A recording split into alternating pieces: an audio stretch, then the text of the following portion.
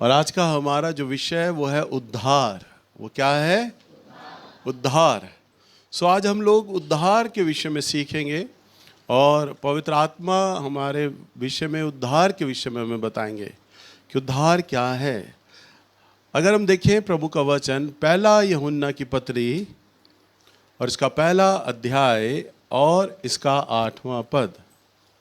यदि हम कहें कि हम में कुछ भी पाप नहीं तो अपने आप को धोखा देते हैं और हम में सत्य नहीं। बस सुनो सब लोग ध्यान से, प्रभु का वचन आप सब लोगों के लिए है, क्योंकि जितने लोगों ने अपने माँ के गर्भ से जन्म लिया, सुने ध्यान से, चाहे वो कितने ही बड़े विद्वान हो, दार्शनिक हो, या हम उन्हें अवतार के नाम में जाने, परंतु जितने लोगों ने माता पिता के द्वारा इस पृथ्वी पर जन्म लिया, वो सब लोग पापी मनुष्य हैं।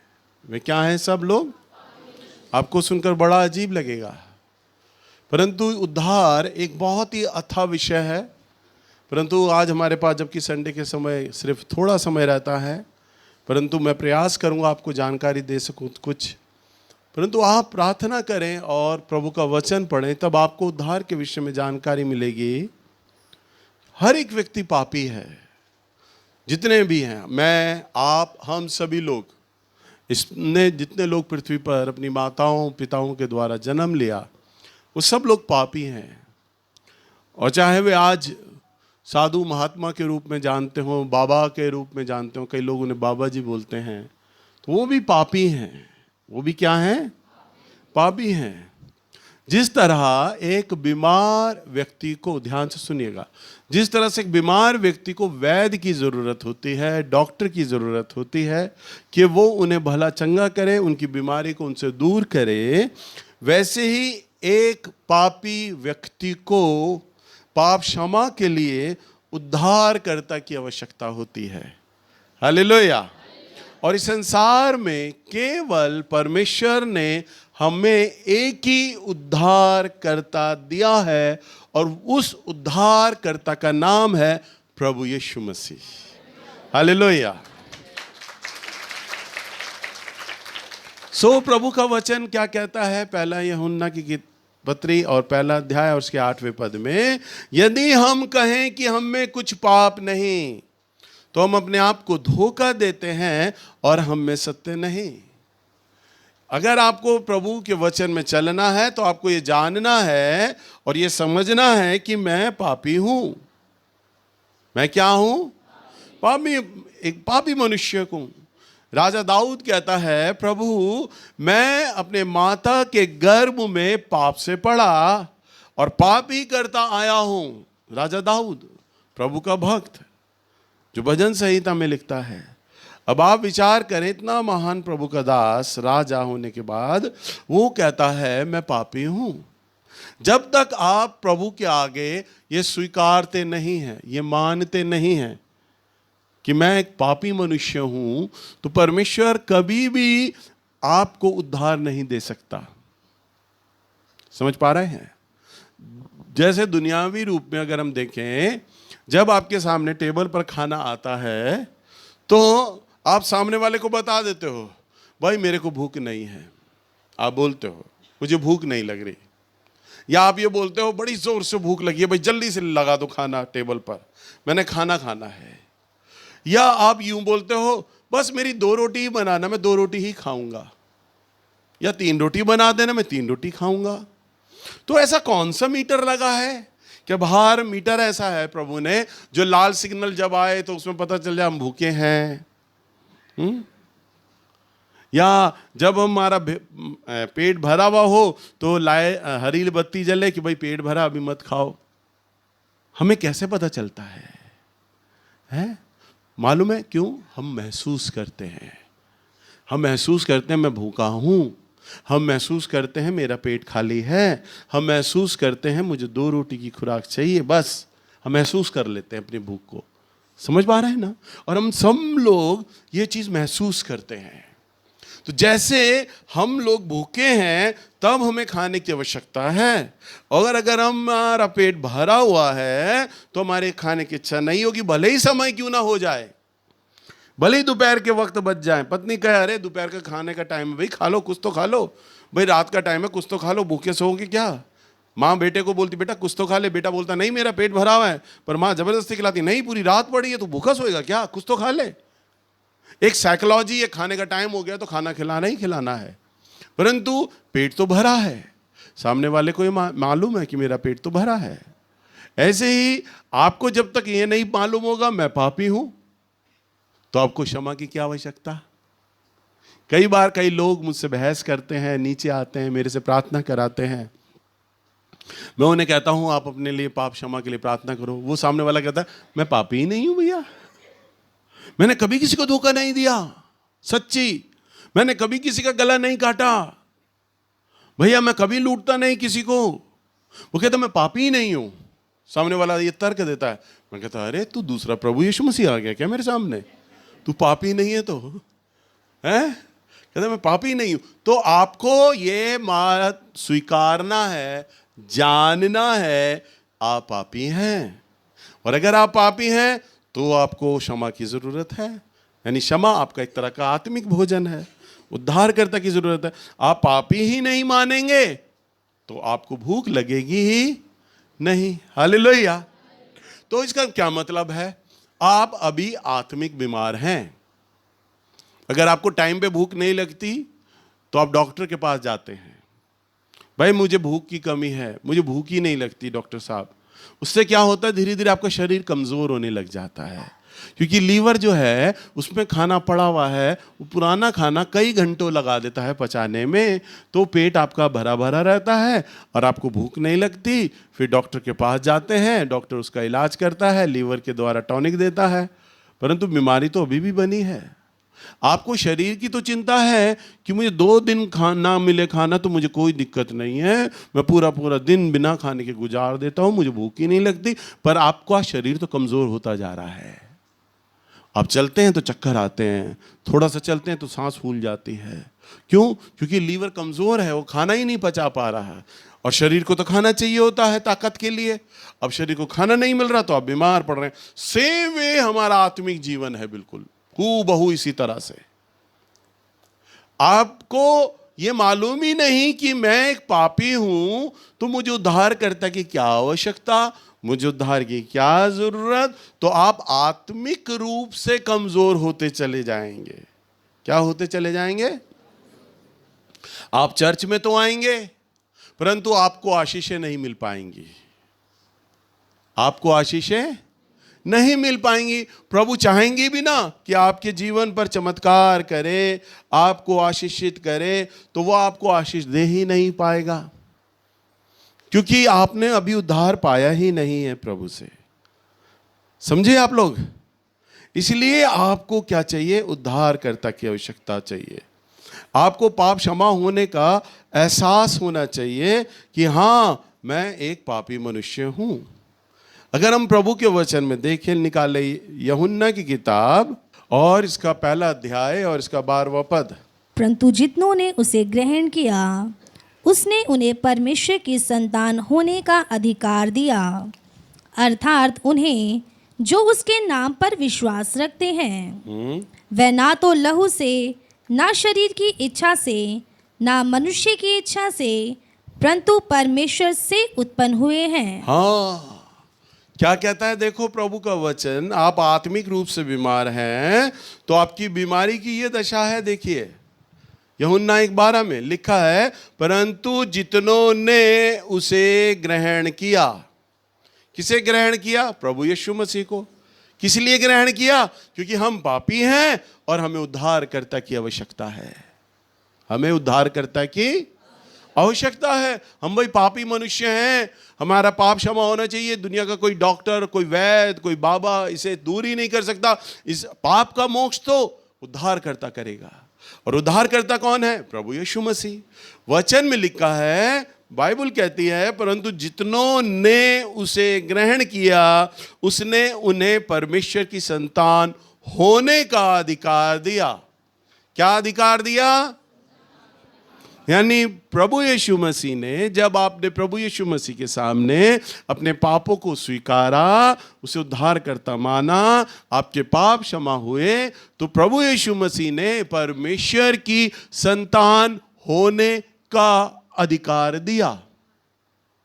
संतान होने का अर्थात उन्हें जो उसके नाम पर विश्वास रखते हैं, जो प्रभु यीशु के नाम पर विश्वास रखते हैं, वह मेरा निजी उद्धार करता है। हाँ, मैं विश्वास करता हूं, केवल बाइबल मेरे पीछे तोते की तरह बोलना नहीं, बल्कि इस बात को समझना, जानना, विश्वास करना और अपने अनुभव में लाना। और सबसे बड़ी बात होती है अनुभव। बोलिए अनुभव, क्योंकि अनुभव को आपसे कोई भी छीन नहीं सकता। एक्सपीरियंस जो आपको है ना, उससे कोई भी छीन नहीं सकता। जब मैं छोटा था ना, तो जैसे छोटे बच्चे स्विच में उंगलियां में हाथ डालते हैं, मैं भी उंगलियां डालता था स्विचों में। मम्मी मुझे हटा दिया करती थी हाथ पकड़ के, पागल है, करंट लग जाएगा, दूर हो बिजली से, करंट लग जाएगा। मम्मी बचाती रहती थी। अब मैं कहता था मेरी मोटी उंगली है, इसमें जा ही नहीं पा रही है, करंट होता क्या है। सच्ची ऐसा हुआ था। और मैं साइकिल वाले पे गया और मैं पतली लोहे की तिल्ली लेके आया, जो साइकिलों में लगी होती है ना, वो लेकर आया। मैंने कहा देखूं करंट होता क्या है। और मैंने स्विच ऑन किया, तिल्ली पकड़ी कस के और उसमें वो डाल दिया। मैंने कहा देखूं करंट क्या लगता है। और मैंने डाला ना, झंग करके पूरा हाथ और मेरा शरीर कांप गया, सर के बाल तक खड़े हो गए। माँ ने एकदम से खींचा मुझे, स्विच बंद किया और 2-3 थप्पड़ अलग मार दिए। मैं इधर झर्राए हुए हूँ, होश अलग नहीं है मुझे, थप्पड़ अलग पड़ गए। मम्मी ने कहा पता चला करंट लग गया तुझे। मैंने कहा पता चल गया, करंट लग गया। और ये अनुभव मैं भूल नहीं सकता, आज तक याद है मुझे। और कई बार मेरे साथ हुआ भी ऐसा ही है। मेरे घर का कोई स्विच काम नहीं करता, तो अब तो रवि आ जाता है। पहले मैं छोटे भाई को बोलता था, नीतू आइयो जरा स्विच चेंज कर दियो, वो फूक गया है। वो कहता था भैया आप इतने बड़े हो गए, स्विच चेंज नहीं कर सकते, 2 पेज खोलने होते हैं, खोल दो। तो कई बार मुझे गुस्सा आ जाता, हाँ 2 पेज ही तो खोलने, मैं खुद कर लूँगा। और मैंने कहा फ़ोन रख, मैं करूँगा। और मैं कई बार करता ना, पता नहीं बिजली को कैसे पता चलता था कि मैं ही हूँ खड़ा, और बिजली मुझे ही लगती है, करंट मुझे ही लगता है। जितनी बार में मैंने चाहा कि बिजली को हाथ लगाऊं, मुझे करंट लगा है। बड़े अनुभव है मेरे पास बिजली के, और ये अनुभव मैं भूलता नहीं। तो जो अनुभव है ना आपको किसी भी तरह का, आप नहीं भूलोगे। तो जब पाप क्षमा आपको मिला, वो अनुभव आप नहीं भूलोगे, वो आपको याद रहेगा सारी जिंदगी। जैसे मैंने बताया ना, मैं जब छोटा था तो मुझे पहली बार करंट कब लगा, आपको पता रहेगा। फलाने दिन, फलाने साल, फलाने महीने, उस दिन मैं अपने कमरे में बैठा था, प्रार्थना कर रहा था, तब प्रभु ने मेरे अपराधों को गिनाया। मैं पापी मनुष्य हूं, मैंने ये जाना, और परमेश्वर ने मुझे उद्धार दिया। मैंने अनुभव किया ये बात, अनुभव। और वो अनुभव आपसे कोई छीन नहीं सकता। आपको अनुभव हो गया है कि मैं पापी था, मेरे पाप क्षमा हो गए हैं। हालेलुया। वो अनुभव आपसे कोई मिटाएगा नहीं मिटा सकता। आप खुद भी चाहो अपने अनुभव को मिटा डालो तो नहीं मिटा सकते, चाहे वो आपके साथ अनुभव अच्छा है या बुरा। पर जब आप पवित्र आत्मा के एनकाउंटर में आते हैं, जब आप प्रभु यीशु मसीह से मिलते हैं, और जब वो आपके अपराधों को क्षमा करते हैं ना, वो अनुभव आपको कोई मिटा नहीं सकता। हालेलुया। तो आप क्या हैं? पापी मनुष्य हैं। पर यह अनुभव आपको नहीं हुआ। आप प्रभु यीशु मसीह से कब मिले आपको नहीं मालूम। 93 में जब मैं पहली बार आमोस भैया के आश्रम में गया, तब मैंने वहाँ पर 15 दिन के उपवास रखने शुरू कर दी। 15 दिन का सेमिनार था। मैंने प्रभु के साथ वाचा बांधी, क्योंकि प्रभु मैं तो पापी मनुष्य हूँ और मैंने तो बड़ी तंत्र पूजा की है, आपकी आत्मा को बड़ा शोकित किया है, तो प्रभु जी आप मुझे क्षमा कर दें। मैं अपने आप को बहुत हीन और दीन मानता था। जितने भी यहाँ हैं सारे ऑल ओवर इंडिया से प्रचारक लोग आए हैं, पादरी लोग आए हैं, इन्हें तो प्रभु छू लेगा, इन्हें अभिषेक कर देगा। मैं ही पापी मनुष्य हूँ, मैंने ही वो सारे अपराध किए हैं जिससे मैंने प्रभु की आत्मा को शोकित किया है, मुझे क्षमा नहीं करेगा, तो मुझे तो अभिषेक चाहिए। मैं अभिषेक के लिए गया था, पाप क्षमा के लिए नहीं गया था, उद्धार के लिए नहीं गया था। मैं किस लिए गया था? वरदानों के लिए, अभिषेक के लिए। परंतु प्रभु जानता था पहले मुझे क्या देना है इसे। हालेलुया। तो मैंने उपवास रखना शुरू किया। लोग अंदर खाना खा रहे होते थे मैस में, और मैं बाहर अपने कमरे में अलग बैठकर प्रार्थना कर रहा होता था। प्रभु जी आप मुझे मत छोड़िएगा, अभिषेक वाले दिन प्रभु मुझे अभिषेक जरूर करना। मैं बार बार प्रभु को याद दिलाता था ये बातें, और प्रभु को नहीं जानता था मैं अच्छे से, ठीक से नहीं जानता था। बस मैं ये जानता था मुझे वरदान मिलेगा, बस मैं ये जानता था। और वरदान और अभिषेक के लिए मैं प्रार्थना करता था। हमारे चर्च में तो जब सेमिनार होता है, चाहे प्रॉफिट नवीन जोगी हो, आमोस भैया हो, और जब खाना बढ़ता है तो सभी, क्योंकि लोगों ने ये माना हो तो मैंने रजिस्ट्रेशन दिया है तो मुझे तो खाना खाना ही है, तो उसने तो खाना होता है। परंतु मैं एक ऐसा व्यक्ति, रजिस्ट्रेशन दिया परंतु वहाँ खाना नहीं खाया। खाना सिर्फ मैं रात को खाता था, सुबह का नाश्ता दोपहर का खाना छोड़ दिया करता था। और मध्य प्रदेश में मई के महीने में गया था मैं, और मध्य प्रदेश की जो गर्मी होती है ना, दिल्ली की गर्मी से बहुत तेज़ होती है, चुभती हुई गर्मी होती है। ऐसी गर्मी में बिना पानी के, बिना भोजन के मैं रहता था। मुझे यही प्यास थी, प्रभु मुझे वरदान चाहिए, आपके अभिषेक चाहिए, मैंने सेवा करनी है आपकी। पर उद्धार पाप जानता ही नहीं था। वहाँ सुबह 6 बजे प्रार्थना, पहला सेशन सुबह 6 बजे होता था, और उस प्रार्थना के बाद 8 बजे ख़त्म हो जाता था, और 8 बजे नाश्ता मिलता था। मैं सुबह वाले सेशन में गया, और तब उस दिन जब मेरा गया, मुझे याद है अभी भी, मैं आपको देखो बता रहा हूँ ना, अनुभव है मेरे साथ। मैं गया, मेरा बात करने का किसी से मन नहीं, ऐसा मन चुप रहने का। आपको सबको मेरा नेचर पता, मैं हंसी मजाक करता हूँ, बिना बोले मैं रुकता नहीं हूँ, बोलता रहता हूँ, बोलता रहता हूँ, बोलता रहता हूँ। मेरी पत्नी तो कई बार मुझे कहती है बच्चों की तरह, तुम्हारा मुंह नहीं थकता यार बोलते हुए, तुम बोलते रहते हो। हालेलुया। मैं इतना बोलता हूँ, इतना मजाक करता हूँ, पर उस दिन मैं चुप, बिल्कुल तीर गंभीर, और चर्च में जाके बैठा शांत। सब लोग आराधना कर रहे हैं, मैं आराधना भी नहीं कर रहा, चुप बैठा हुआ, बिल्कुल गुमसुम, जैसे मुझे बहुत मारा गया हो, बहुत दुखी व्यक्ति। लोग आराधना कर रहे हैं, लॉलीन है, गाया बजा रहा है, लोग नाच रहे हैं, गा रहे हैं, और मैं बैठा रोने लग गया, रोने लग गया, रोने लग गया। और मैं रो रहा हूं, और मैं अपने रोने को कंट्रोल कर रहा हूं। मैं इतना बड़ा हूं, यहाँ सारे पास्टर प्रचारक सोचेंगे कि ये व्यक्ति रो क्यों रहा है, पागल हो गया, रो रहा है, घर में किसी ने डांटा है, लड़ाई हुई है, क्यों रो रहा है। और मैं अपने आप को रोने में कंट्रोल कर रहा, ना रो, पर मैं जितना अपने आप को रोता जा रहा, रोता जा रहा, रोता जा रहा, रोता जा रहा। और मेरे मन, मेरे विचारों में आवाज आने लग गई। मैं आंखें मेरी बंद हैं, परंतु मेरा सारा जीवन मेरी आंखों के सामने चलने लग गया। मैंने कब कब परमेश्वर की आत्माओं को शोकित किया, मैंने कौन कौन सी ऐसी गलतियां करी, कौन कौन से अपराध किए, वो सारी मेरी आंखों के सामने आते चले गए। और जिन गलतियों को, जिन अपराधों को मैं ये सोचता ही नहीं था कि ये पाप है, मैं कहता था नहीं पाप ही नहीं है, उन गलतियों को मैं मानता ही नहीं था, नहीं ये पाप नहीं है। पवित्र आत्मा मुझे वही गलतियां, वही अपराध मेरे इतना बड़ा कर करके दिखा रहे, मुझे अपने जीवन से घृणा होने लग गई।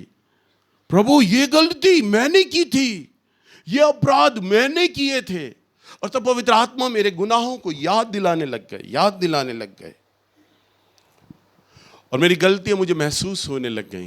क्योंकि अब तक मैं क्या था, आत्मिक बीमार था। क्या था मैं? आत्मिक बीमार था। मुझे उद्धार की जरूरत नहीं थी, पाप क्षमा की जरूरत नहीं थी।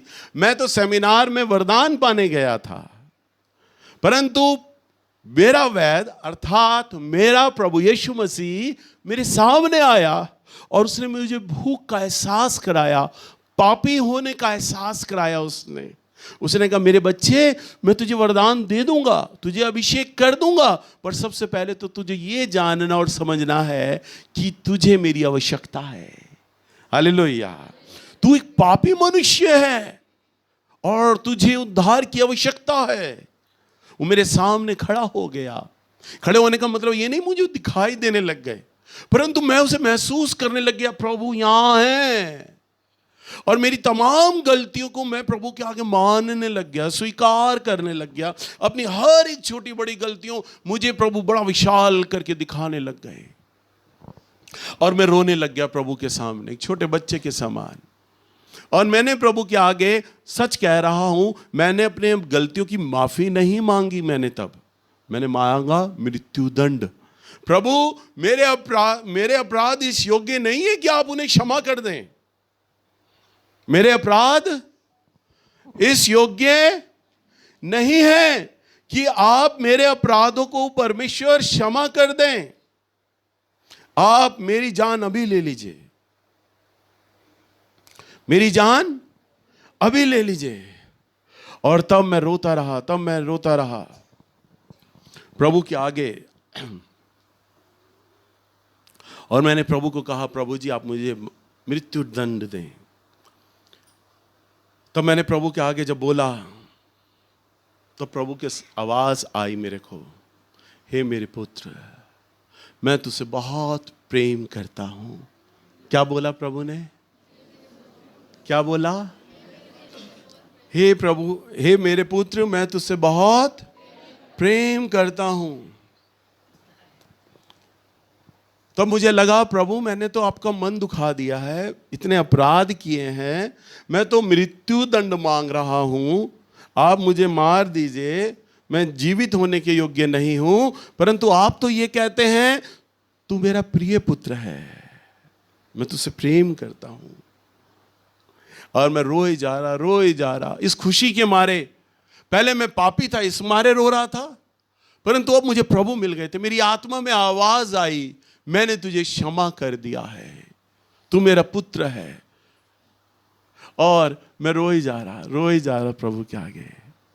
अभी हमने वो वचन पढ़ा बेटा, परंतु जितनों ने उसे ग्रहण किया, उसने उन्हें परमेश्वर की संतान होने का अधिकार दिया, अर्थात उन्हें जो उसके नाम पर विश्वास रखते हैं। वह ना तो लहू से, ना शरीर की इच्छा से, ना मनुष्य की इच्छा से, परंतु परमेश्वर से उत्पन्न हुए हैं। परंतु जितनों ने उसे ग्रहण किया। मैंने जब प्रभु को ग्रहण किया, जब मैंने उसके सामने क्षमा नहीं वरन मृत्यु मांगी, और जब मुझे पापी होने का एहसास हुआ, तो प्रभु के वचन के अनुसार जितनों ने उसे ग्रहण किया, परमेश्वर ने उन्हें संतान होने का अधिकार दिया। हालेलुया। जब मैंने माना कि प्रभु मैं पापी मनुष्य हूं, मुझे पाप क्षमा चाहिए, आप मुझे मार दीजिए, अर्थात मैं प्रभु मेरे सामने है और मैं ग्रहण कर रहा हूं, मैं दान वरदान और तमाम अभिषेक को मैं भूल चुका हूं, मैं तो मृत्यु मांग रहा हूं। तब प्रभु के इस वचन के अनुसार जिसे आप पढ़ रहे हैं ना, ये वचन मेरे अनुभव में आया। परमेश्वर ने मुझे संतान होने का अधिकार दिया। मैंने प्रभु की बड़ी प्यारी मीठी धीमी आवाज को सुना, और उस आवाज ने मुझसे कहा, मेरे पुत्र, तू मेरा पुत्र है, मैं तुझसे बहुत प्रेम करता हूं। यानी उस आवाज में यह था, मैं तुझे कैसे मार दूं मैं, तू तो मेरी संतान है, तूने जो अधर्म किए, जो पाप किए, मैंने उन्हें क्षमा कर दिया। तब आराधना हो रही है, भैया ने आराधना उसी वक्त रुकवाई और मेरे पास आए, मेरी पीठ थपथपाई और लोगों को माइक पे अनाउंस किया, कई साल इस व्यक्ति ने दुष्टात्माओं की सेवा की है, हर एक वो काम किया जो परमेश्वर को सताया, परंतु आज परमेश्वर ने इसे अपनी संतान बना लिया है। आत्मा में जब मुझे कंफर्मेशन हुआ और प्रभु के दास ने जब उसे बोला, तब मुझे और कंफर्मेशन हो गया। मैंने कहा, ये मेरा अनुभव झूठा नहीं था, सच्चा था, जिसे इस व्यक्ति ने भी जान लिया, मेरा उद्धार हो चुका है।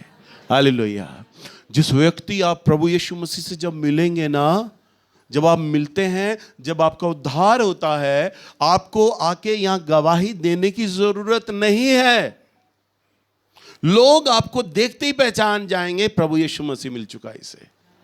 सामरी स्त्री जिसने 5 आदमी कर चुके थे, व्यभिचारी औरत थी। आप सोचिए, जिस औरत ने 5 आदमी कर चुके हो, उससे तो कोई मिलना पसंद नहीं करेगा।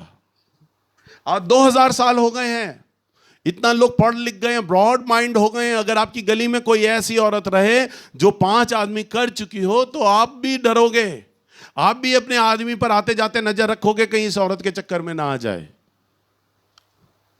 हैं? और उस औरत से बोलचाल नहीं करोगे, कहोगे अरे ये तो वैश्या है, ये 5 आदमी कर चुकी है। वो सामरी औरत से भी कोई मिलना नहीं चाहता होगा। 2000 साल पहले की बात है, जब पर्दे में रहती थी औरतें। पर वो कुएं पे पानी भरने आई, और जब प्रभु यीशु से मुलाकात हुई, गांव को ले आई एक आवाज में कुएं पर। लोगों ने देख लिया अब इसकी आंखों में वो व्यभिचार नहीं है, वो पाप नहीं है। कुएं पे अवश्य ही इसका जीवन परिवर्तन हुआ है। कोई मिला है इसे, ऐसा व्यक्ति, ऐसा नबी कोई मिला है जिसने इस औरत को पल भर में बदला है। आओ हम भी चले मिलने उससे। हालेलुया। एक उद्धार पाया हुआ जन, एक प्रभु यीशु से मिला हुआ जन जब किसी व्यक्ति से मिलता है ना, तो सामने वाले के जीवन में परिवर्तन आने लग जाता है। हालेलुया। वचन में लिखा है जितनों ने उसे ग्रहण किया। आज अगर इस चर्च में 200 लोग इकट्ठा हैं यहां पर, और 200 में से अगर 20 लोग ही प्रभु यीशु मसीह के सामने अपने अपराधों को स्वीकार करते हैं और प्रभु के सामने मान लेते हैं, और प्रभु के सामने जब आपका एनकाउंटर होता है, जब आप उससे मिलते हैं, जब आपको क्षमा करेगा ना, तो 20 लोग एक तरफ हो जाएंगे और 180 लोग एक तरफ हो जाएंगे। भले ही एक ही परमेश्वर की आराधना करते थे, भले ही एक ही परमेश्वर का वचन सुनते थे, भले ही मैं आपसे कितना प्यार करता हूं, परंतु आप तो आत्मिक बीमार हैं। आपकी कमजोरी बनी हुई है क्योंकि आपको आशीष मिल नहीं रही है। और आशीष क्यों नहीं मिल रही है, उसका सबसे बड़ा कारण क्या है? प्रभु का वचन कहता है परंतु जितनों ने उसे ग्रहण किया, परमेश्वर ने उन्हें संतान होने का क्या दिया? अधिकार। बोलिए, संतान होने का अधिकार। प्रभु की संतान नहीं है इसलिए आपके जीवन में समस्या है, संतान नहीं है इसलिए कर्जा बना हुआ है, संतान नहीं है इसलिए छुटकारा नहीं पा रहे, संतान नहीं है इसलिए जीवन परिवर्तन नहीं हुआ। समझ पा रहे हैं? परंतु प्रभु की नजर में आप हैं। इसका मतलब यह नहीं कि आप उसकी नजर में नहीं है, आप हैं उसकी नजर में, परंतु आपको अधिकार नहीं मिला। आप एक विचार करें, मैं एक लॉजिक देता हूं आपको। एक माता पिता हैं, उनके 2 छोटे छोटे बच्चे हैं, परंतु एक औरत है जो अभी 8 महीने से प्रेग्नेंट है या 9 महीने से प्रेग्नेंट है, और कुछ दिनों बाद वो बच्चे को जन्म देगी। कुछ दिनों बाद, अभी 8 महीने से प्रेग्नेंट है और कुछ महीने बाद, कुछ हफ्तों बाद जन्म देगी। परंतु जो 2 बच्चे हैं, बाप किसकी चिंता करेगा? उन 3 बच्चों की या 2 की? बताओ, किसकी चिंता करेगा? 2 की। ठंड से किसको बचाएगा? उन 2 को। रजाई किसको उड़ाएगा? वो अपनी पत्नी के पेट पे नहीं रखेगा, तीसरा बच्चा भी अंदर, उसे भी ठंड ना लगे, ऐसा नहीं करेगा वो बेवकूफी। जो दिखाई दे रहे हैं, जो संतान हो गए हैं, उससे जो जन्मे हैं, क्योंकि वचन में लिखा है वो ना तो लहू से ना मनुष्य की इच्छा से उत्पन्न हुए, परंतु वो तो परमेश्वर से उत्पन्न हुए हैं। हालेलुया। जो पैदा हो चुके हैं उस स्कूल में उनका एडमिशन कराया जाएगा, उसका नहीं कराया जाएगा जो अभी पैदा नहीं हुआ। परंतु जैसे जैसे औरत का डिलीवरी नजदीक आने लगता है, 2 दिन 4 दिन बचते हैं, बाप को चिंता होने लग जाती है, अब मेरी पत्नी बच्चा जनने के लिए है, इसके लिए मैं तमाम सामान ले आऊं। तब छोटे बच्चे के लिए वो नरम कपड़े खरीद लेता है पहले से ही। अब बच्चा मेरा जब पैदा होगा, पैदा होते ही से इन कपड़ों की जरूरत पड़ेगी। पैदा होगा तब, अभी पैदा नहीं हुआ। हालेलुया। तो अभी जिन लोगों ने उद्धार नहीं पाया ना, प्रभु की निगाह में आप हैं, परंतु अभी गर्भ में हैं, प्रगट रूप में नहीं है। जो प्रगट रूप में आ जाता है, जो परमेश्वर की संतान हो जाता है, जिसे संतान परमेश्वर बना लेता है, उसकी जिम्मेदारी प्रभु उठा लेता है फिर। हालेलुया। क्योंकि संतान को नहीं छोड़ेगा वो। समझ पा रहे हैं आप लोग? संतान को, प्रभु को उसकी चिंता होगी क्योंकि वो पिता है। ये मेरे बच्चे हैं भाई, मेरी संतान है ये। हालेलुया। एक बार मैं एक प्रचारक आदमी के साथ रिक्शे पे गया, हम प्रेयर मीटिंग में जा रहे थे, बहुत साल पहले की बात है, प्रचारक आदमी थे। अब हमने बात करी, भैया वहां तक चलोगे? वहां तक का कितना? बहुत साल पहले की बात है। वहां तक का कितना लोगे? वहां तक का जी 5 रुपया लगेगा, आप दोनों को छोड़ दूंगा। हम बैठ गए रिक्शे पे, जा रहे। अब रिक्शे से जब उतरे, उसने कहा, अब रिक्शे वाला जैसा आपको पता है उनकी आदत होती है, बस रिक्शे वाले ने अपने सुरती निकाली, तंबाकू निकाला, रगड़ने लग गया, यूँ करके, यूँ कर रहा। हम अपनी जेब से 5 का सिक्का देख रहे हैं। अब प्रचारक आदमी था, उसने 5 का सिक्का निकाला, उसने रिक्शे वाले को कहा, लो भैया। उसने कहा, हाथ में देखा, नहीं बाबूजी बहुत कम है ये तो। तो प्रचारक ने कहा यहीं तक का तो बोला था। कह रहे नहीं बाबू जी, आप तो सड़क पार उतरने को कह रहे थे, आप तो अंदर गली में ले आए हो, अब तो यहाँ का 7 रुपया बनता है, मैं 7 रुपये लूँगा। तो प्रचारक ने कहा नहीं नहीं, हम 5 रुपये देंगे तुम्हें। मैंने उस प्रचारक को धीरे से कहा दे दो ना, आपके पास है 2 का सिक्का। मैं तो कंगला होता था उस वक्त। मैंने कहा मेरे पास तो है नहीं, आपके पास है, दे दो। कह रहे नहीं, मैं 5 रुपया दूंगा इसको। कह रहे भैया 5 रुपये लो। कह वो तंबाकू रगड़ रहा। कह रहे नहीं, 5 रुपया दो, 7 रुपया दो। प्रचारक ने कहा तुम्हें पता हम लोग कौन है? हम प्रभु के दास लोग हैं, हम उसकी संतान है। क्या कहा? हम प्रभु के दास लोग हैं, हम प्रभु के संतान है। उस तंबाकू वाले ने झाड़ा रखा ही, हम भी प्रभु के दास हैं। मैंने कहा सुन ले, ये भी प्रभु का दास है। हालेलुया। मैंने कहा ये तुझे प्रचार कर रहा है। मैंने कहा क्यों रिक्शे वाले से उलझ रहा है? भाई प्रभु का दास खड़ा है। अब वो कह रहा, रिक्शे वाले ने पता क्या सोचा होगा? इनके भी 2 आंख, मेरी भी 2 आंख, इनका मुंह मेरा भी मुंह, ये भी मेरी तरह दिखते, मैं भी खाता हूँ खाना, ये भी खाना खाते, हमें कोई फर्क तो है नहीं। क्या फर्क है? ये अगर प्रभु का दास कह रहे तो हम भी प्रभु के दास हैं। मैंने कहा देख ले, खै नहीं खा रहा है प्रभु का दास। तब मैंने उसे कहा दे दे यार, रिक्शे वाले से क्यों उलझ रहा है? हालेलुया। तो प्रभु रिक्शे वाले की चिंता करेगा क्या? नहीं करेगा। वो उसकी चिंता करेगा जो उसकी संतान है। हालेलुया। आप समझ रहे हैं? भिखारी जब मेरे पीछे पीछे चलता है, कई बार भिखारी मेरे पीछे चलता था। एक बार मैं और मेरी पत्नी हम कहीं प्रार्थना से आ रहे और मेरी जेब में सिर्फ 10 रुपए बचे थे, बस। वाकई यकीन मानो। और मैंने डबल ब्रेस्ट का कोट पहना था, टाई वाई लगा के खड़ा था। फटफट सेवा के स्टैंड पे शादी में गए थे और मेरी पत्नी वहाँ खड़ी, एक भिखारी मेरे पीछे चिपक गई लड़की।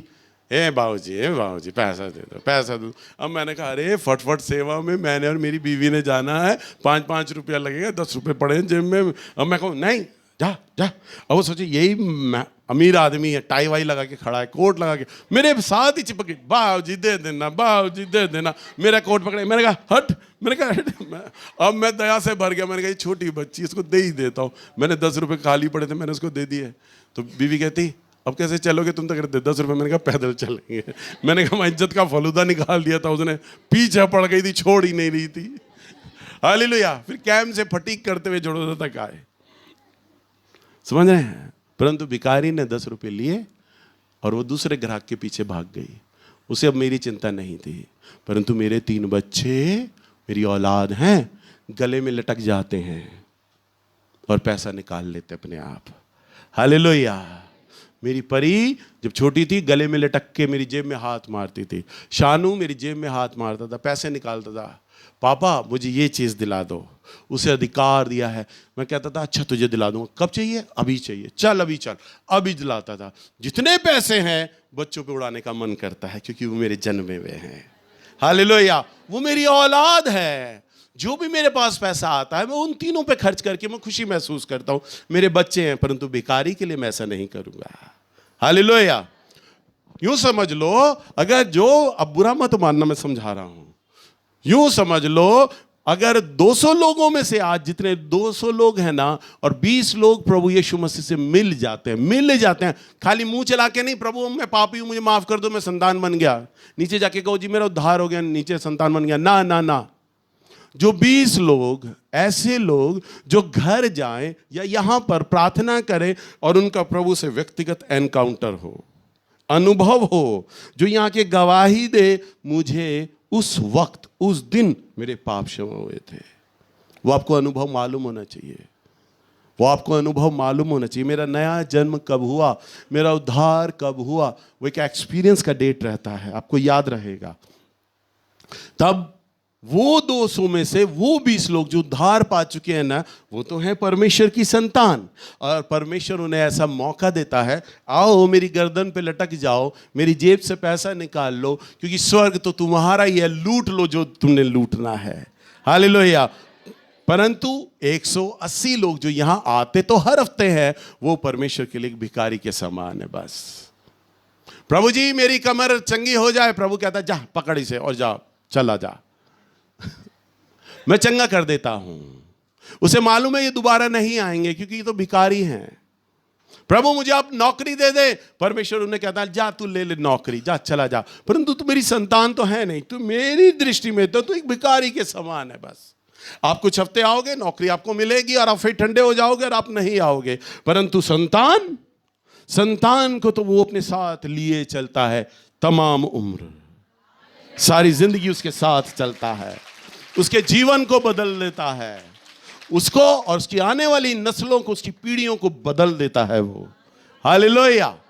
परंतु भिखारी, तो पता नहीं इस चर्च में पता नहीं कितने हजारों लोग आ चुके हैं, जो मेरे साथ पुराने लोग हैं ना वो जानते हैं। अगर इस चर्च में वो लोग आ रहे होते ना आज की डेट में, तो मैं सच सच कहता हूं झड़ोदा की किसी गली में पैर रखने की जगह नहीं होती, इतने लोग आए हैं यहाँ पर संतान तो बहुत कम है। भिखारी आए, भीख मांगी, भीख मिली उनके कटोरे पे और चले गए। बुरा मत मानिएगा, आमोस भैया कहते बुरा लगे तो 2 रोटी फालतू खा लेना। हालेलुया। समझ पा रहे हैं आप लोग? इसलिए आपको अपने घर में जाके उपवास करें, प्रार्थना करें, प्रभु से बोलिए, प्रभु जी मैं एक पापी मनुष्य हूं, मैं आत्मिक बीमार हूं, मैं नहीं जानता कि मैं पापी हूं। भैया जी आज वचन दे रहे थे, परंतु मैं उन वचनों पर विश्वास करता हूं। आप पाप बोध का अनुभव आप मुझे कराए, मेरे पाप क्षमा कराइए। तब आप जब लगातार प्रार्थना करेंगे, शायद 1 दिन में, 2 दिन में, 4 हफ्ते में या 4 साल, ये तो आपका और प्रभु के साथ रिश्ता है। आप प्रभु के साथ बैठते कितना है, कितनी भूख के साथ बैठते हैं। और जब वो आपको एनकाउंटर देगा ना, जो अपना प्रगति रूप देगा, जब आपको क्षमा करेगा ना, वो क्षमा मैं ऐसी कहता हूं, जब आतंकवादी भी आपके कनपट्टी पे बंदूक रखेगा ना और कहेगा प्रभु यीशु मसीह का इनकार कर, आप कहोगे नहीं कर सकता, क्योंकि मैं उससे मिला हूं। वो सच्चा और जीवित परमेश्वर है, उसने मेरे जीवन को बदल दिया है। तूने गोली चलानी है चला दे, क्योंकि मैं तो अब आत्मा में उसके पास जा रहा हूं। हालेलुया। समझ पा रहे हैं ना आप लोग? इसलिए आपको अनुभव की आवश्यकता है। प्रतिदिन प्रभु से पुकारिए, उपवास करिए, प्रभु जी मैं एक पापी मनुष्य हूँ, मेरे को नया जीवन दीजिए, मुझे आपसे मिलना है। और वो आपके पास आएगा, आपके बंद कमरे में आपके पास आएगा और अपनी संतान होने का अधिकार आपको दी जाएगा। हालेलुया।